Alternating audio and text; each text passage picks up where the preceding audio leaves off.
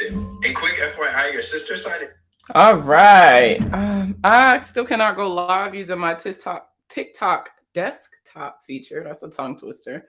So let me find my stand and then we'll get started. What did I do with it? Hmm.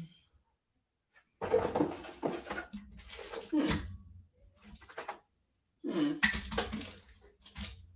I know my other one's upstairs. All right. We'll give everybody a couple minutes to join in. Welcome if you're watching the replay. Thank you for watching the replay. My name is Markia. I'm known on social media as the Money Plug. I'm a certified financial education instructor and a registered financial associate, and I use my platform to educate you all on the goings-ons.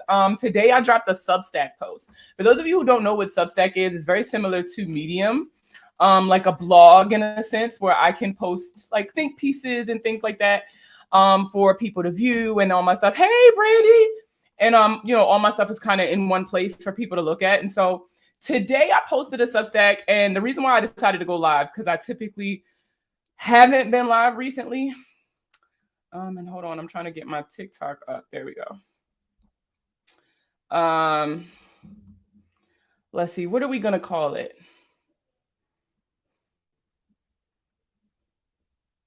There we go.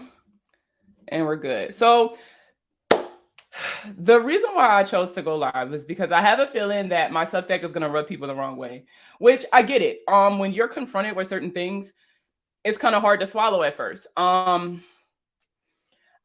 sat on it for a while. I'll be honest. Everybody else was posting their MilMoneyCon reviews like immediately once we got back, or were like tagging each other once we got back from Nashville and kind of like asking in a public setting, like, oh, well, what did you think about MilMoneyCon? Hold on, TikTok. Let me put my phone on Do Not Disturb.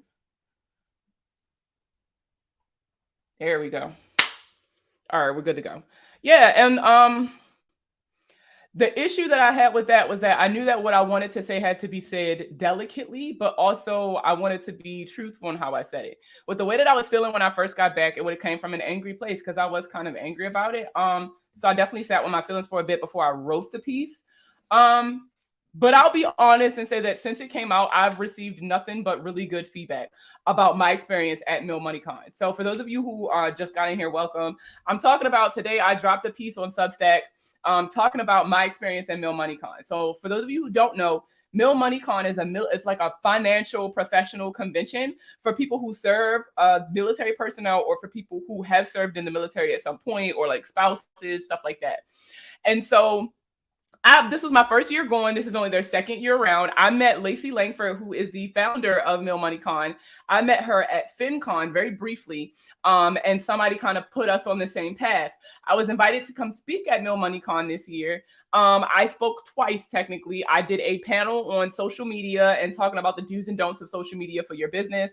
And then I did something called power coaching, which is where I worked one-on-one with people who had like the pro pass. They were able to ask me questions, and we were kind of get like a more hands-on approach towards their content and how they're creating their content. Jelly! So I went to MilMoneyCon with the biggest like open heart ever. FinCon for those of you who have been following me for a while, I have been extremely vocal on how FinCon has completely changed my life and the people that I've met there. Oh my God, hey Gigi. Gigi, one of the people that I met at FinCon, and literally like the catalyst to everything that's happened since then. But I had such high hopes for MilMoneyCon coming out of FinCon. FinCon is really the only convention experience that I have as far as personal finance is related. So I was really excited to go, and my military service is a big part of me and a big part of why I do what I do. So of course I wanted to go. So I went. Oh, thanks, Gigi. For those, I know y'all can't see the TikTok comment. She said, I saw your post about MilMoneyCon. So sorry you had that experience. Yeah. So I went with an open heart and an open mind, and I did not enjoy myself. I'm not going to say that I had a bad experience or I had a bad time. It was terrible. I hated it. That's not what this is. And I really hope that those of you who actually took the time to read my piece actually understood where I was coming from, or if you don't understand where I'm coming from, I hope that you're not judging me harshly based on my experience, right? Because I did say at the end that if I do go next year, the people that I met at MilMoneyCon would be kind of like the reason behind that. I haven't overtly kind of not moved to TikTok. I haven't overtly said that I won't go back. I'll be honest. I haven't really made a decision, but let's talk a little bit about my experience. So I get to Nashville. First of all, by the way, do you know about the 2020 FinCon drama? FinCon wasn't always as diverse as it is now. No, I didn't even hear about FinCon until 2022. And then I ended up at the 2022 event. But when my piece came out this morning, somebody said something to me about it. And we're actually going to have a conversation offline about it. Because they think that the same conversation could be had for FinCon as well. And even someone from the AFCPE reached out to me and was like, hey, can we share this internally? Because I do believe that this is a conversation we need to have. Listen, when y'all post these conventions and these events and these big things that you want all these people to come to, all these people who are in the service industry or providing a service or being of service, and you say this is for everybody, you need to make sure that it's for everybody, because it wasn't. The FinCon found I had some racist tweets in June 2020 and they cleaned house. But I think that's what I love about situations like that. And what I'm hoping kind of comes from my review with MilMoneyCon. I want them to take that review as constructive criticism and then do better next year.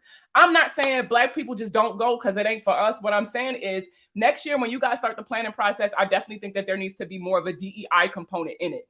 And it was crazy how hard it was for me to post this, because it was crazy because even though I felt offended, even though I felt disrespected, I was afraid to speak up. And to be honest, for those of you who are not military, it's probably a little bit harder for you to understand, but I was very triggered. My PTSD was like the alarms was going off. It brought me back to when I felt like a private, when I felt like Private Simpson, for those of y'all who've known me for a really long time. I felt like Private Simpson, and having my NCOs yelling at me, which are non-commissioned officers, for those of you who don't know, having my NCOs yelling at me for the smallest stuff. Oh, it's 90 degrees outside with like 1,000,000% humidity, but you need to fix your hair, Simpson. Like it made, I tell people all the time, I didn't understand that I was Black until I joined the military, which is crazy. But being at MilMoneyCon thrust me back into that mindset. It put me back into that mental state, and that was not a healthy place for me to be in. Honestly, Nashville is a majority white town. Let's call it what it is. So I kind of already knew what to expect. As a Black person, especially one that travels a lot, we know that there are certain places that we can do certain things and certain places that we cannot. And Nashville is one of those places where your girl got to be careful. It's not giving sundown town. They are a lot more tolerant. However, I also know that, it wasn't going to be a lot of me. So I was kind of excited that at least at the convention, it would be more of us. I got to Tennessee really, really early because I was flying from LA, and I left LA at like 6 in the morning. So I probably was there before 7 o'clock. I didn't even reserve my hotel room until the morning of, because I was going to stay with friends at first, and I ended up not staying with friends. So I got my room. I went straight to the hotel. It was still too early to check in. That's how early I got there.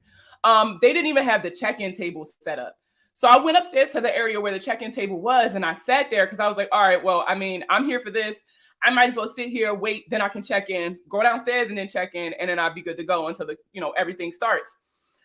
While I was sitting there, I felt so uncomfortable. You ever just feel like everybody's staring at you? And if you're Black, you know what I'm talking about. So first of all, when I show up, anybody who knows me know that I am 100% me everywhere I go. I am dead set against code switching. I hate it. And I can't be telling my audience to be truthful with themselves, to be authentic, and to always show up as you if I'm not doing the same thing. So when I showed up to the hotel, I had on ripped jeans, a hoodie. I want to say I had this hoodie on. Actually, no, I had my key hoodie on. For those of you who don't know, I'm in a military sorority, so I had on my key hoodie. And I was just sitting there minding my business. But like the stares, the people who were looking at me and trying to figure out, what is she doing here? And it was a lot of people. And everybody, and they were in suits or in slacks or whatever. It was 2 conventions there at the time. And everybody kept staring at me like, what is she doing here? Who are you? They real bad wanted to ask, what am I doing here? And it just made me really uncomfortable. And then once I checked in, I still sat there for a little bit because it was still kind of early. And as the MilMoneyCon people started trickling in and getting their badges, which is what differentiated us between other people, even they were giving me the, girl, who you? Because I had a pass, but nobody recognized me. I don't run in those circles. So it just made me really uncomfortable to the point where I left the hotel. I actually went down and talked to the guy at the front desk and was like, hey, I'm really not comfortable here. Like, where can I go to find more of us? right? Because the guy at the front desk was Black. And he laughed and he was like, I definitely can get it. He was like, I get it. And he was the one who told me about the National Museum of African American Music, which was amazing. I know that's not what I went there for, but I definitely think that was the highlight of my trip. I should do like a whole separate review for it because I did take videos, but it was such a beautiful experience to go through that. Like I was feeling very alone and by myself. Then I go through that museum where it's nothing but blackity black, black, black, black, black. And it talks about the fight that they were pretty much fighting with using music. And it was beautiful. And being surrounded by all that melanin kind of gave me that kind of energy boost I needed. I felt like a Sim. You know how on Sims, like they got the little bars? I felt like my bar was all the way down and then going to the museum filled my black bar up, right? My minority meter. And then I went back to the convention. And so by the time I got there, a lot of the activities were starting up, like the meetups and the sessions and stuff like that. And that's how I met Brandy, who's in the comments. I met her and her husband at the podcast meetup. He did the podcast meetup. She was doing a small business owner meetup. And so they kind of combined the two. And I'm so glad I did. That was literally the only meetup I went to the entire time I was there.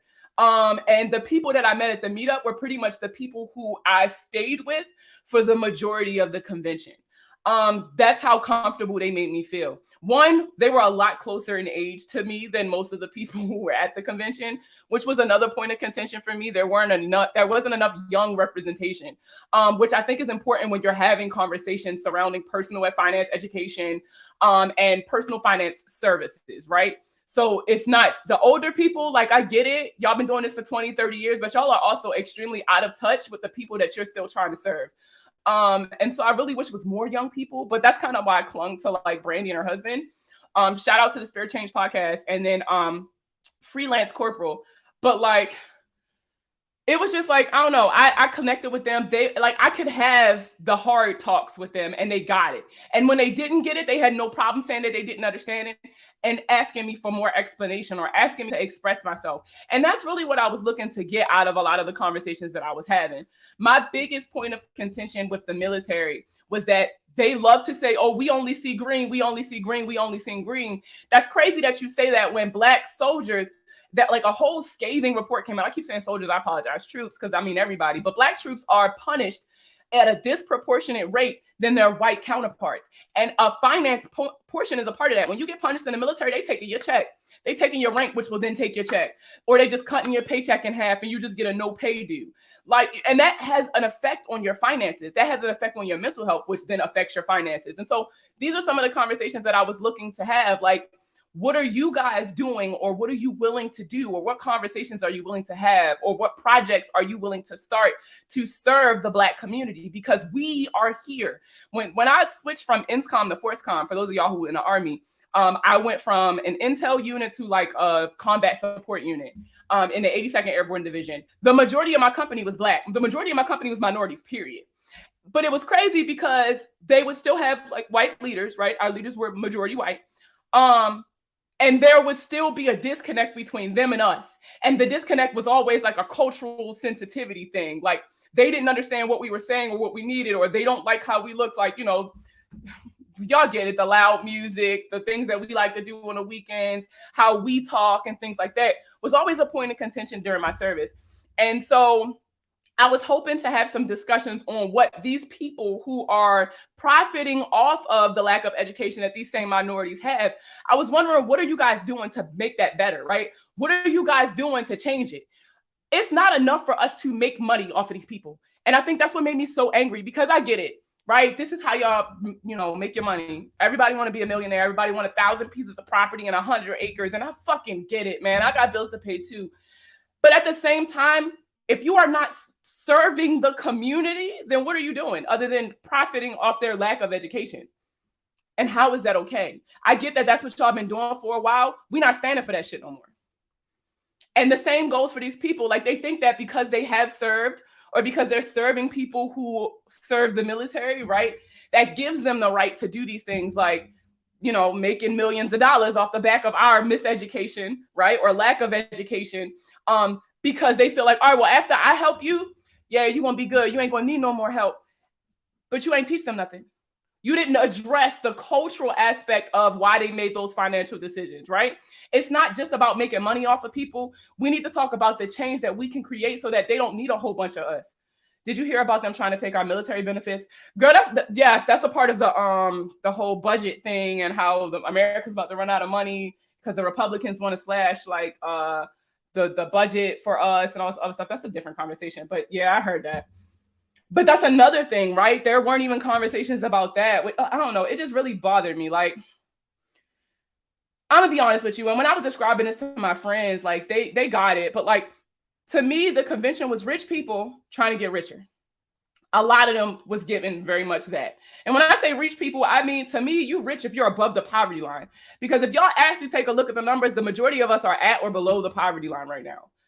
Rich to me is people who are over the poverty line. It was rich people trying to get richer. That's what it was for me. And it really offended me, especially for me and my platform. You invited me to speak here. You should have known what I stood for. You should have known that I would have been offended in something like this. There were no conversations about what can we do for low-income communities to ensure that they still have access to the same wealth management services that we're providing these wealthier communities. All they was worried about is how can I increase my price point so that I can make six figures? Like, that's what everybody was so focused on. And I get it. You know, I got bills to pay too. I would love to have $1 million in the bank. But at the end of the day, if I'm sitting here and I'm on social media and I'm telling people I'm a financial expert and you can trust me and you can come to me, and I'm sitting here and I'm saying I'm for everybody, that means I need to be for everybody and not just the people who can afford me. You get what I'm saying? And I get it. I took it completely personal, but that's just me. And I just feel like if you invited me to speak, that is something that you can see through my content about how passionate I am about equality and representation in personal finance and the importance of being able to see yourself in the people that you're bringing on to help you with your financial problems. Like, if you even did like a piece of research, you would be able to see that in my content. So why would you invite me to this event if you weren't going to make sure that those things were there? Like, were you expecting me not to say nothing in a sense? Like, I hope not. But then I also didn't want to make it seem like I was just attacking the organizers for the event, because I even said it in my piece. Lacey and her family and the volunteers that they had making sure everybody got to where they needed to be, phenomenal job. You guys did not make me feel uncomfortable. You guys did not do anything to make me feel like I wasn't valued or like I didn't matter. But a lot of the guests did. And I'm a real big believer in birds of a feather flock together. You see what I'm saying? Because something making y'all link up like this. And it wasn't even just the fact that, like, I think the thing that really brought it to a head for me was the sit rep. So for those of you who don't know, or you just came in, I do see a lot of people just came in. We're talking about, I just wrote a piece about my experience at MilMoneyCon, which is a financial professional event for people who are military affiliated. And I just posted my review this morning on Substack, and it's gotten a lot of really like raving good reviews from the Black community. But I will be absolutely honest. I think maybe 2 white people reached out to me since that Substack dropped to have a discussion. And it was 2 white people that I knew. So it was Brandon from Freelance Corporal. Shout out to Brandon. And Amy from the AFCPE. Shout out to Amy.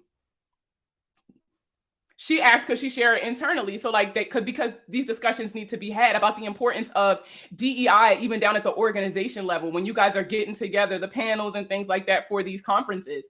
Again, you can't sit here and say you're for everybody if you're not for everybody. If you're for everybody, then everybody needs to be represented. And I don't just mean throw Black people up on a panel or throw Black people up as a 1 or 2 of the speakers, to spice up the speaker profile page so that it's not looking really white. But I mean, we need to be having actual conversations. We need to talk about the inherent bias in financial planning.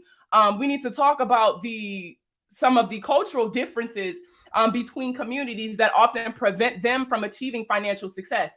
One of the examples that I used during the sit rep when I talked to Mr. Andy Cohen, who's the director for the personal finance education program for the military, one of the examples I used was the first gen experience. And shout out to Gigi, the first gen mentor, because she was the one who inspired me to even start being a little bit more vocal about it.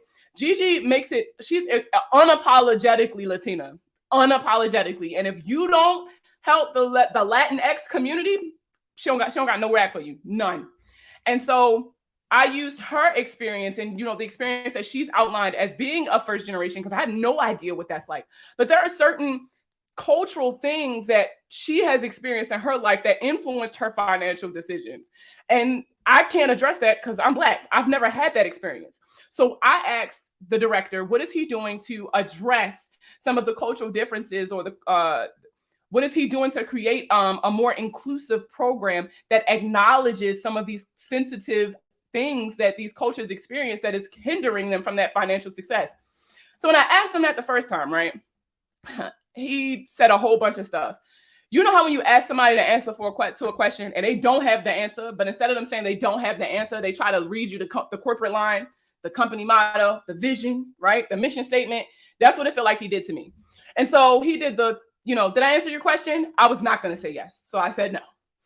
And he's like, well, I don't understand the question. My question was extremely clear, and I cannot wait for the replays to come out because I am a pro pass holder. So I can't wait for the replays to come out so I can actually post it on social media to really, really get the dialogue going. But yeah, he said a whole bunch of stuff, and he said, "Did I answer your question?" I said, "No, you didn't." So then shout out to Brandon from the Freelance Corporal, because he stood up and he started trying to give, like, I love you, Brandon. This is not a slight on you. He tried to white mansplain it so that he could, he was trying to be that bridge to connect what I was saying to, in a way, Mr. Cohen could understand it. And I low-key I don't know if he got the message messed up or what, because he flat out was like, well, we're focused on this, and this right now. Once we get these things together, then we'll double back and we'll come back to that. Did you just sit here and tell me that my Black experience is not enough of a priority for you to fix the financial education program that you insist that every single troop that joins the military have to sit through? No, you did not just say that to me. There's no way you just said that to me. But he did. And the crazy part is that he meant it. The crazy part is that he saw nothing wrong with what he said. That is the fucking problem. The Army, I always say that I'm only speaking for the Army because that is the only experience that I have. And I mean military when I say it. But the military does a very good job of trying to pretend that they don't see color, as if y'all wasn't throwing Black troops at the front of the fucking lines during the major wars, right? So that they die first, right? Are we just going to pretend that the military doesn't have the history that it has? Because we ain't even really been desegregated that long, if you want the real tea. Come on now. If I tell y'all some of the horror stories that I have experienced as a Black woman in the military, you would be appalled. You would be disgusted. So, but they still spit out the corporate line. We only see green. One team, one fight. Right? That's what they keep telling y'all. And so that's what they're indoctrinating these soldiers with these trainings. They've given everybody this one size fits all personal finance education experience when one size does not fit all. What works for Tom and John and Stacy is not going to fucking work for me. Tom and John and Stacy didn't have to choose between, am I going to pay the lights or am I going to buy food for the house? They didn't have to choose between, I can't afford to get fresh fruits and vegetables this month. So I gotta, eat a bunch of processed foods, and so they don't know how to grocery shop, right? They don't understand. It's little stuff like that they don't address in these trainings that don't help these troops. Because it is something as simple as that. Do you know how many soldiers I had to teach them how to grocery shop, like, nutritiously? Because all they would buy is like noodles and goldfish and like juice. Because that was all they could afford growing up. Because remember, the unhealthy stuff is easy to get. It's the healthy stuff that's a little bit more expensive. So now that they're making a little bit of money, they don't know how to grocery shop. They just grabbing stuff off the shelf and going. Things like that can affect your finances, because if you're overspending on your food budget, or if you're only buying unhealthy items, that can come back and bite you in the ass in the future when your health is shit because you haven't been eating healthy. So now you're having to kick out all this money for health procedures. And I've even talked about that being one of my top 3 financial mistakes, was not taking care of my health as a young troop. These are small things that these communities deal with. When you're first generation and you got to send money back home to your parents. Shout out to the financial best friend on TikTok and Instagram, because her and I had a conversation. Her mother's from Africa. And she talks about how she was the first one to make it in her family. And so she was having to send her whole paycheck home her first year in the Navy. Like, these experiences need to be addressed. These cultural differences have to be acknowledged. We cannot keep going on and acting like we're colorblind, because low-key we not. And we're hurting. Literally, a piece just came out last week or something like that about the Army saying that they're not going to meet their quota for for recruiting. and they're not nobody's staying in.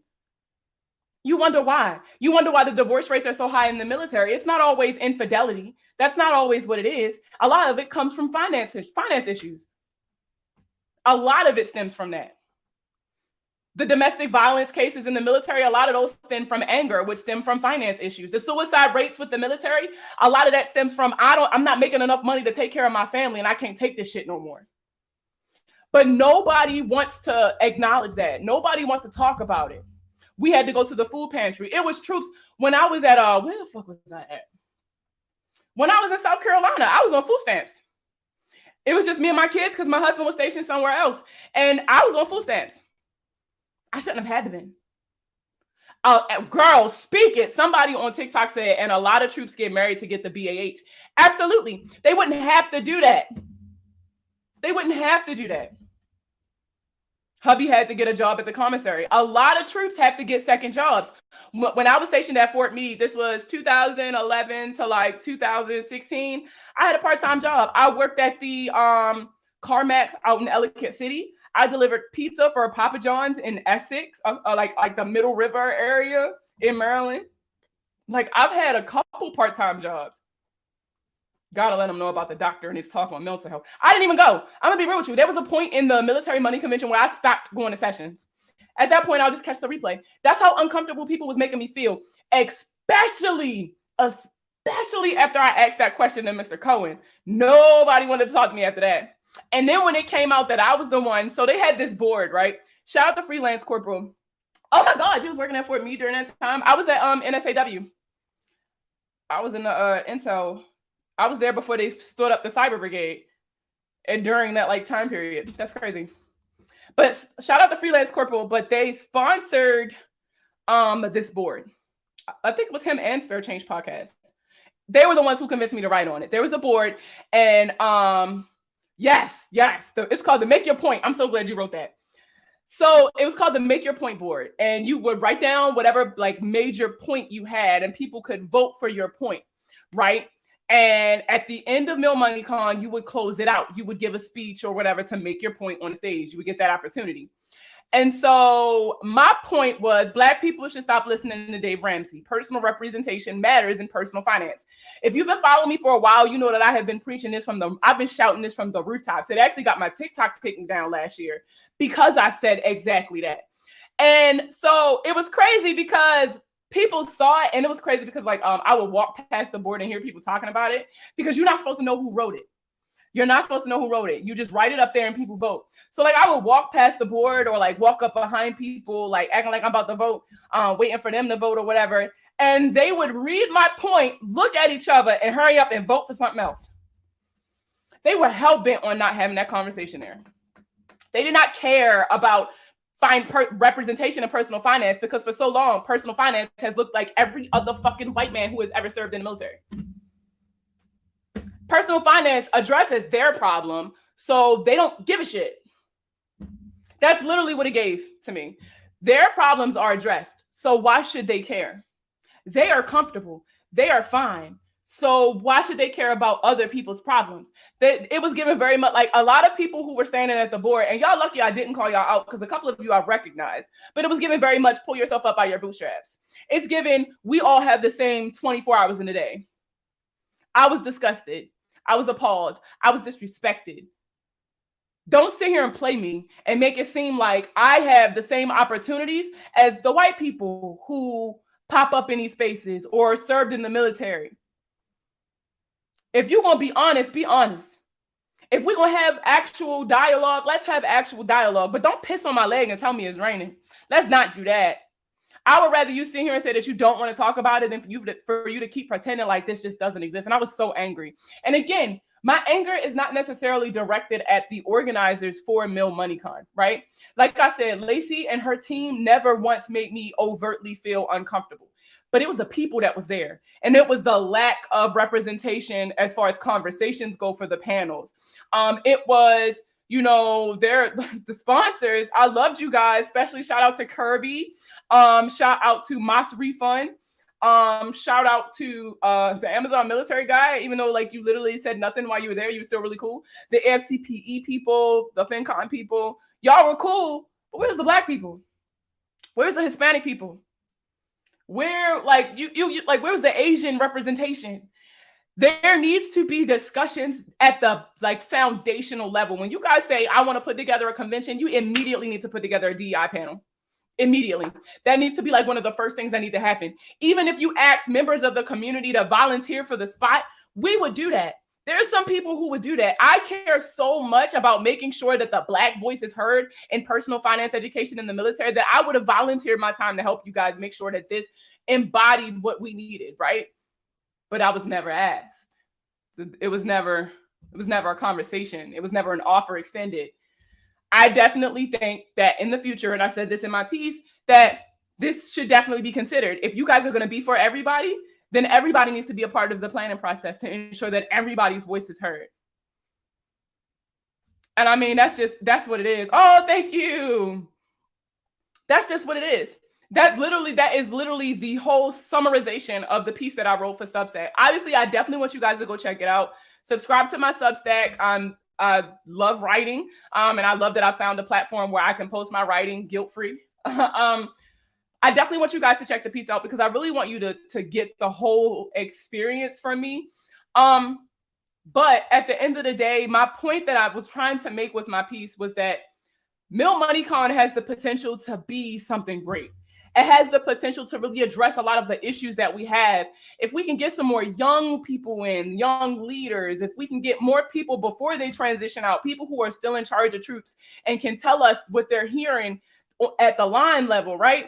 If we can include more minorities, like, people in the planning process to ensure that we're having the right panels, to ensure that we're having the right speakers, right? And I get, it was a small venue. She said a lot of people volunteered. I mean, a lot of people submitted speaker submissions. I would have gave up my spot if you wanted to have that conversation. I would have paid for a ticket. I had no problem with that. If you told me I wouldn't have been able to speak, I would have took that if it meant that conversation could have been had. Exactly. This is a platform for everyone, and specifically those who need it most. Exactly. Because let's be real, white people don't need it as bad as us. Y'all got a good head start. Like, we just trying to catch up. At the end of the day, that's all we're trying to do is catch up. And I hate that this was such a missed opportunity. It was such a missed opportunity in my eyes. And I get it. This was also a case of me allowing my expectations to set me up for failure, right? And I understand that completely. However, why wouldn't I expect something like that when that's what my platform stands for? And you invited me to speak. You see what I'm saying?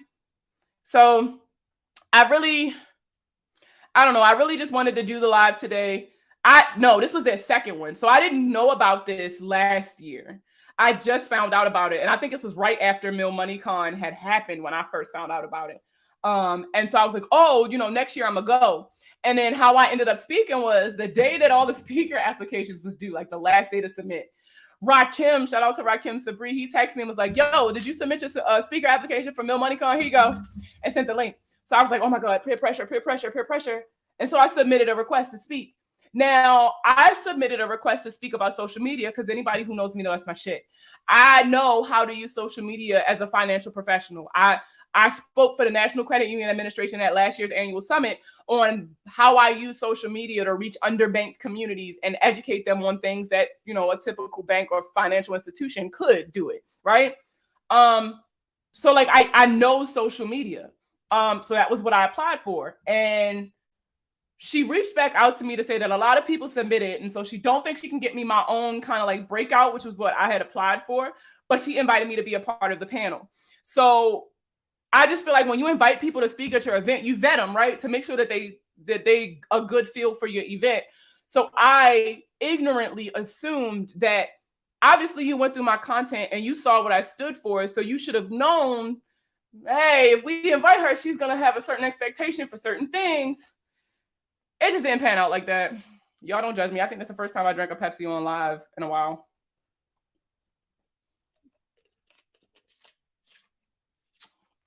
But it is what it is. I definitely encourage everybody to subscribe to my Substack and check the piece out because it's very informative, especially if you're in the military. If you are a military leader, it's really important that we start having these conversations. If we had these conversations at the bottom, we could force the top to listen. But we got to start having these conversations. We got to stop lying to ourselves and acting like we all green. I don't see color. We're all brothers and sisters here. Go fuck yourself, because we all know that's not how it is. Because we only this tight as long as I'm doing everything that you tell me to do, as long as I'm following every rule, as long as I'm listening to every order, as long as I'm not challenging any piece of authority that exists in the current system. That's when we like this. But as soon as I start asking too many questions, as soon as I do something that you don't like or you don't understand, it's going to be a problem. Which for Black troops, I keep saying soldiers, for Black troops or minority troops in general, can usually lead to punishment. And it's nothing for them to snatch your check. Oh, 1 month suspension, half a month's pay. Right? Half month or a 1 month restriction and a half month's pay. You're low enlisted, you're first generation, you're minorities. They need to be heard in the wallets too. Absolutely, because that's where a lot of this money is coming from, if you want me to be real. Let's look at the demographic information for AER. I'd be really interested in seeing the demographics for the troops who apply for AER loans. I'd really be interested in seeing what those look like. If we kept demographic information for soldiers who were counseled due to financial issues, not paying their bills, not paying back loans. Because I can tell you now, at Brad, child, it was everywhere. It was rampant. It was everywhere. But the problem with a lot of these troops is they just don't know. And that little mandatory 8-hour session that they make you join, that they make you do as soon as you get to AIT, that didn't teach them anything. They don't learn anything from that. That shit didn't apply to them. But it is what it is. Speaking on that, punishment structure in the military can be financially destructive. Exactly. Which is why I really wanted to have that conversation, because we need to be slow to punish and quick to understand. Cohen being DOD and financial should have been prepped for this. But you know what, Brandy? I'm not surprised that he wasn't prepped for this, because again, the military has consistently been of the we don't see color. They ignore the problem. So of course he wasn't prepped for this, because he assumed that we were going to just keep doing what we've been doing. Why fix what's not broken?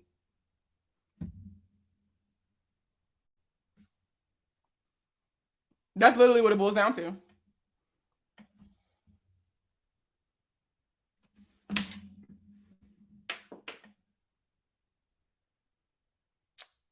Alrighty. The same question was asked 20 different ways, though. Yeah, no bullshit, though, Brandy. I mean, I genuinely just think he was just... Oh, somebody asked... Oh, that's right. Y'all did say somebody technically asked this last year, so, like, he should have been ready. Well, like we always say in the Army, you stay ready so you ain't got to get ready. I mean... At the end of the day, I'm very interested to see how MilMoneyCon responds. Am I expecting a direct response from the founder of MilMoneyCon? Absolutely not. But those guests, the people who attended, even the speakers, I feel like, say something. We need to talk. We need to have a conversation. And I think, you know what really pushed me to post this, y'all? I'm going to be real with y'all. Y'all know what really made me post this? And I know I'm not really looking at this camera. I apologize. I'm so used to TikTok being up here that it's down here now. So let me see if I will move this up, but I'm scared it's going to fall over because it's my broke one. The real reason why I posted that Substack was because when we came back, Brandon from Freelance Corporal made a post on LinkedIn asking people, like, what was the most beautiful part of MilMoneyCon or something like that. And I said, the people.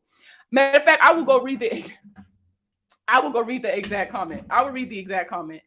And the reason why it made me so angry was because, let me read the comment first. Let me read my comment first.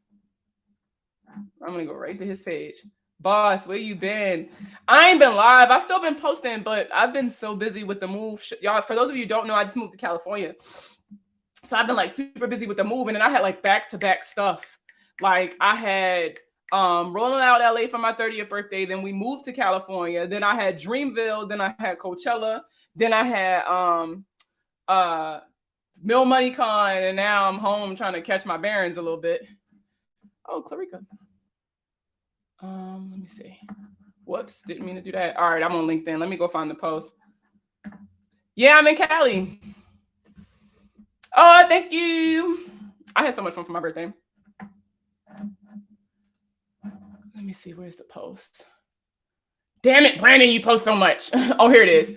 So his post said, it will be days, maybe even weeks before I unpack my suitcase from MilMoneyCon in Nashville.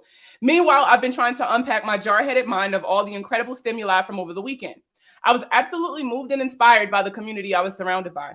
We came together to share and discuss the problems we see and ways we might be able to do better in the future. The candor I witnessed from the underrepresented communities to the keynote speakers made my Peorian heart beat with excitement. Psychological safety and comfort to ask hard-hitting questions take bravery, and I was surrounded by it. Chaos isn't always a bad thing. We just tend to associate the unknown with danger, and that can put us on edge. It's a truly special thing when a diverse group can come together and admit confusion. It's good, it's bad, it's ugly, and it's beautiful. I'll be sharing my perspective on this incredible event over the next few days. Please feel free to join me in the comments. What did you think was beautiful at MilMoneyCon? So my comment was the people. Everyone wasn't ready for the conversation I wanted to have around representation in personal finance, and I'm still digesting that. However, those who took the time to listen and ask questions, even if they didn't have the solution, that gave me hope for the future of our troops and the future of what personal finance looks like. Bro, this is gonna make me mad all over again. Do y'all know how many people commented or inboxed me from seeing my comment on the, oh, let's connect, let's talk, let's collab, let's see what we can do, let's see. I saw you. You were there. You know I saw you, right? Like, the Army paid a lot of money for these eyeballs. We made eye contact, bro. And you had absolutely nothing to fucking say to me there. You had nothing to say to me when I was standing there demanding responses from Mr. Cohen. You didn't stand up and speak for me then. You didn't stand up and speak for me when he kept making it seem like he didn't understand what the question was in an attempt to maybe make that connection like how Brandon did. You didn't do that. You didn't come up to me afterwards to be like, you're so brave. Where's the call? Damn it, I think I took it upstairs. There was a lady from a credit union, I believe. I'm so sorry I don't have your name in front of me. She literally pulled me to the side before I could even go speak to Mr. Cohen offline and was just and was like, you know, that is so brave of you to ask that question. I'm so glad you asked that question. She was like, I've never even thought of nothing like that. I would love to sit down and listen to you so that we can come up with ways to help the people the minorities that we help through our programs. No, Dawson, you're fine. Like, you guys were so supportive. And I'll be honest, you guys are one of the only reasons I even stayed there, right? Like, oops. Not 20% left. I thought I plugged you up. Here we go. There we go. When we enroll in your credit repair, are you the one who does it or do you have a team? I never understand why y'all ask that question. I genuinely don't. I mean, it's just me. It's just me. But I never understand what the difference is with that. I'm sorry, that has nothing to do with what I was talking about. But like, you guys did a really good job of like, you know, talking to, like, you know, y'all wanted to have a conversation. Y'all were willing to let me get it out even, you know what I'm saying? But like, some of these same people who jumped in my inbox on LinkedIn were some of the same people who had absolutely nothing to say to me in Nashville. And I'm real big on keep that same energy. Do not try to use what I'm talking about, right? Don't try to use a talking point on LinkedIn to like create engagement and make it seem like you want to be involved and you care about the community, because your actions ain't matching who you truly like. This ain't that. The team may not be as attentive and great as you. Oh, that's crazy. Because if anybody ever works for the Money Plug, I promise they got my stamp of approval the way I am. Because y'all not about to be out here fucking up my reputation. Absolutely not. But no, I don't have a team. I've never. It's been me.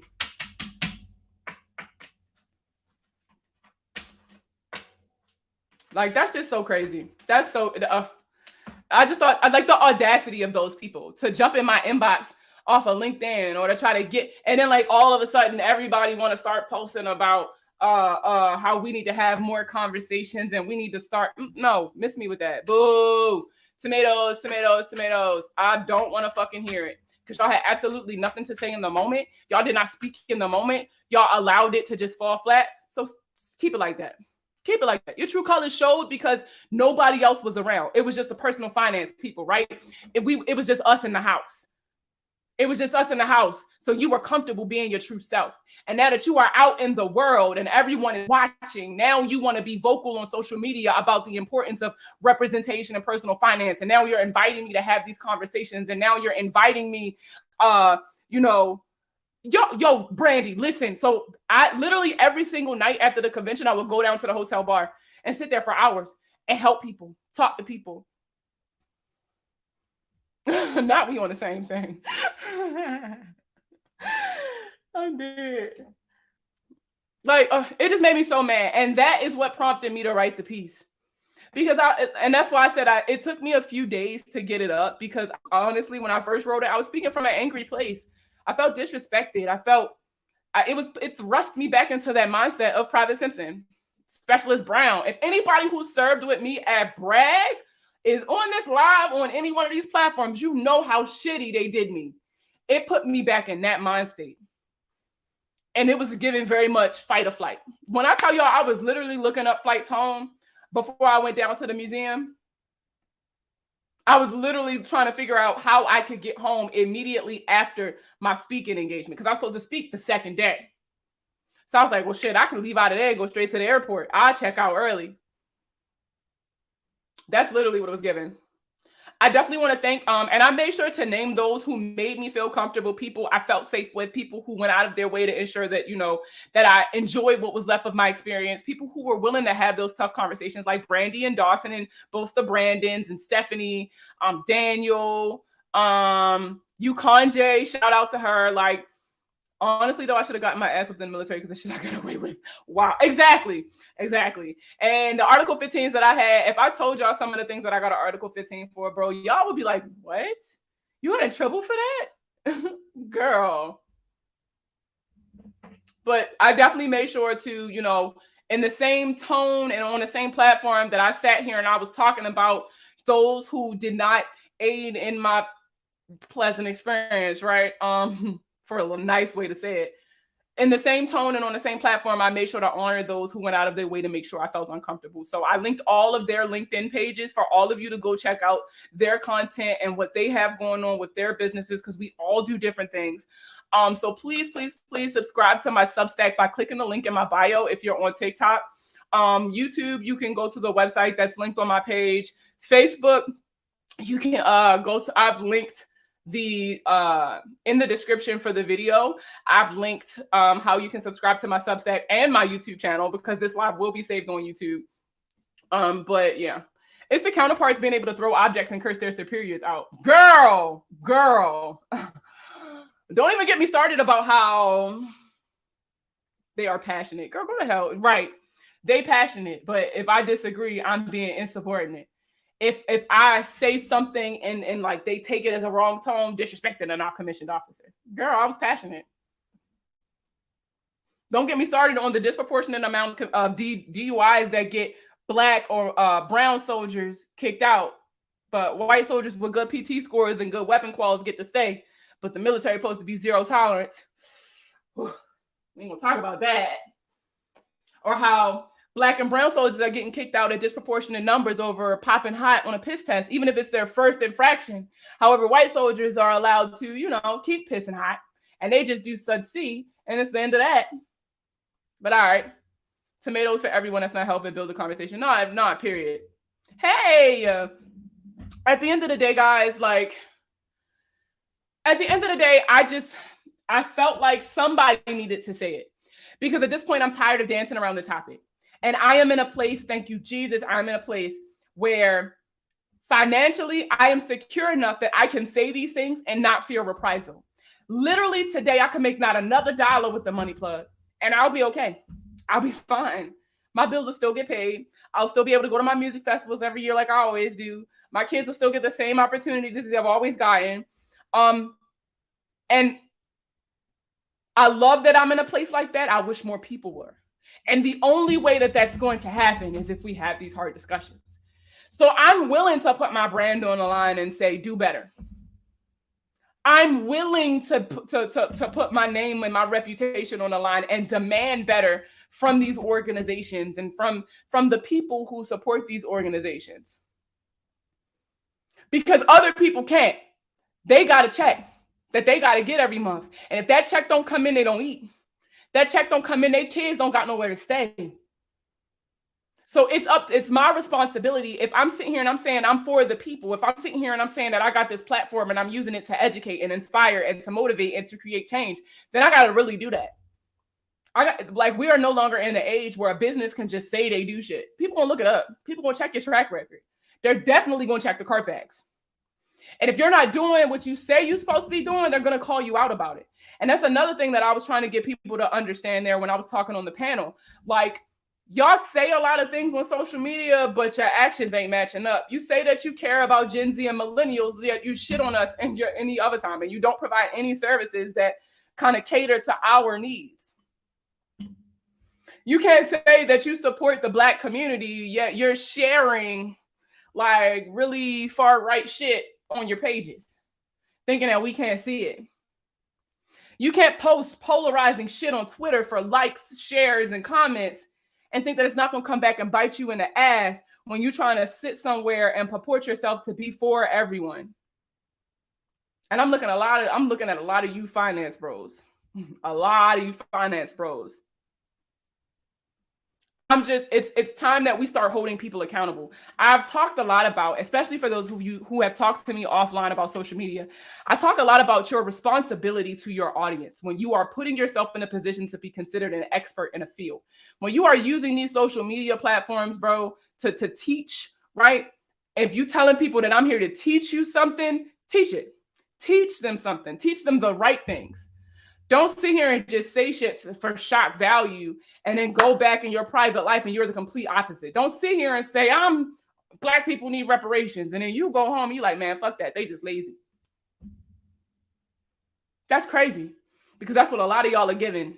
A lot of y'all giving that. Some of the disgusting things that I heard standing behind you at the Make Your Point board after the Andy Cohen thing and the whispers and the conversations that a lot of you thought were private. Once y'all got drunk, that shit wasn't private no more.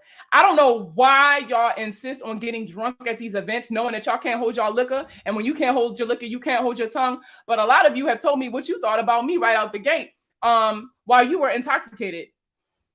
So if you hit me up and you never get a response from me, baby, that's why. Baby, that's why. And I advise you to stop reaching out. I advise you to stop reaching out. It's time to start holding people accountable. If you are going to have a platform, you need to be using that platform to put some good out there. People putting money in your fucking pockets, you owe it to them fucking people to do something, bro. Make a change. Make a fucking difference. It's not just about the money. It's not just about the money. It's not. Girl, that alcohol was strong as shit in Nashville. Shout out to Brandy and Dawson, because they the ones that got me down in Painter's Alley, y'all. We went to a honky tonk. Like, I had so much fun. Preach. That's the first part of our talks together. Auditing the people who say one thing and do another. Nah, for real. Preach. Love the passion. Hey, girl. You need to go read my Substack.